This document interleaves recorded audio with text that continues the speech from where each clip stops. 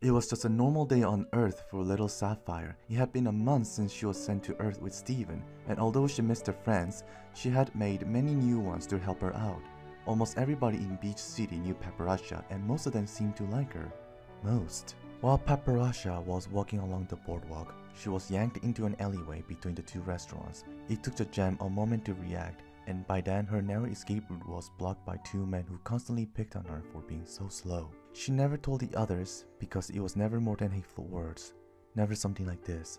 She was afraid.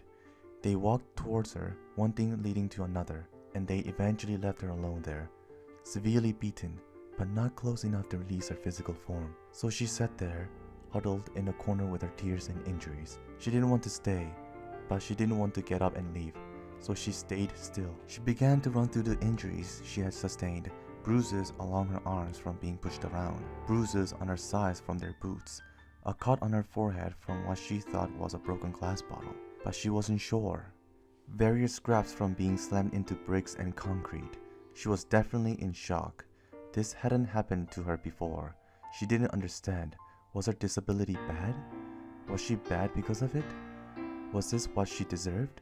About another month passed, and the others began to worry about the Gem, who never smiled and never told any predictions. It was a cloudy day that called for rain. Not many people were outside.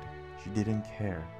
She was sitting on the beach outside the temple, contemplating something. Would she be more useful return to the diamonds in shards? To use the resources to make a functioning gem at the cost of her life? That's all she really wanted. To be useful. Paparasha hesitated, looking around the beach for something. She stood and picked up the rock, sitting back down in the sand and lifting the rock to her gem. She held it tightly, pressing down hard on her gem. It only split halfway. She would have to try again.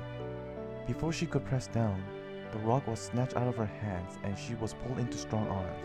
She looked up. It was Garnet. She was crying. Paparasha, what are you doing? She asked, her usually steady voice breaking slightly. She lifted the gem into her arms and rushed her inside, letting Steven heal her. Paparasha clung to Garnet, lightly shaking due to her crying. Yes, what was she doing? Making her friends go through that for her own sake. She vowed never to let her disability hinder her spirit. In fact, she would embrace it. So what if her predictions were late?